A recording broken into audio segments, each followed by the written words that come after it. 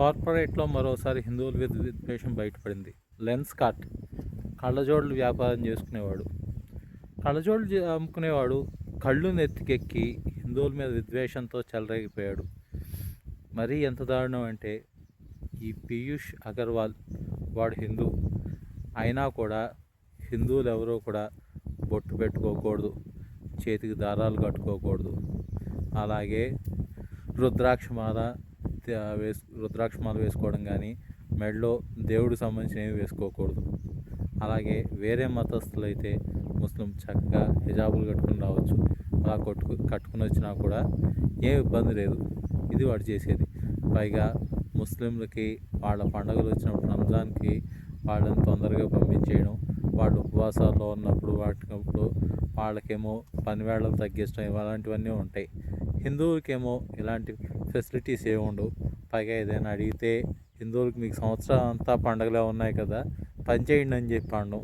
ఇది అక్కడ కొంతమంది ఉద్యోగాలు వచ్చినా కూడా ఈ దిక్కుమాలిన చెత్త రూల్స్ చూసి వాళ్ళేమో ఈ చెత్త రూల్స్ ఒప్పుకోలేక వాళ్ళు ఉద్యోగాలు వదిలేసుకున్న చాలామంది ఉన్నాయి. అలాగే ఉద్యోగానికి వెళ్ళిన తర్వాత కొంతమంది సెగ పెట్టుకుంటున్నారని చెప్పని, బొట్టు పెట్టుకుంటున్నారని చెప్పని ఉద్యోగాలని తీసేసిన కూడా ఉన్నాయి. మరి కార్పొరేట్లో కూడా హిందుత్వం మీద బొత్తిగా దరిద్రంగా తయారవుతుంది ద్వేషం. అసలు వీళ్ళు ఎక్కడికి వెళ్ళిపోతున్నారో తెలియట్లేదు.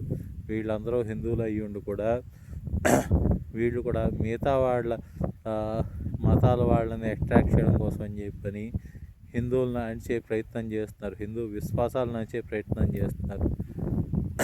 మొన్నేమో టీసీఎస్లో లవ్ జిహాదా కార్పొరేట్ జిహాదా ఏదైనా అనుకోండి, అది బయటపడింది.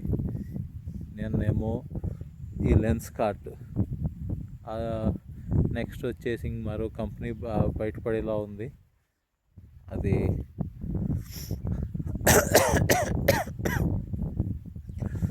ఎంక్యూర్ ఏదో ఉంది కదా, దాని గురించి కూడా న్యూస్లో వస్తున్నాయి.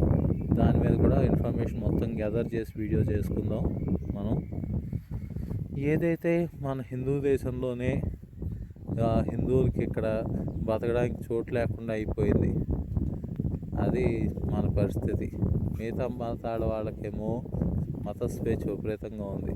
మనం కనీసం హిందూ అని చెప్పుకుంది కూడా లేకుండా అయిపోయింది. ఇది భారతదేశంలో హిందువుడి పరిస్థితి. ఇంకెలా ఉంటే రేపు పొద్దున్న మన మనుగడే కష్టంగా తయారయ్యేలా ఉంది. అందుకని చెప్పి ఎప్పటికైనా హిందూ సోదరులారా కళ్ళు తెరవండి.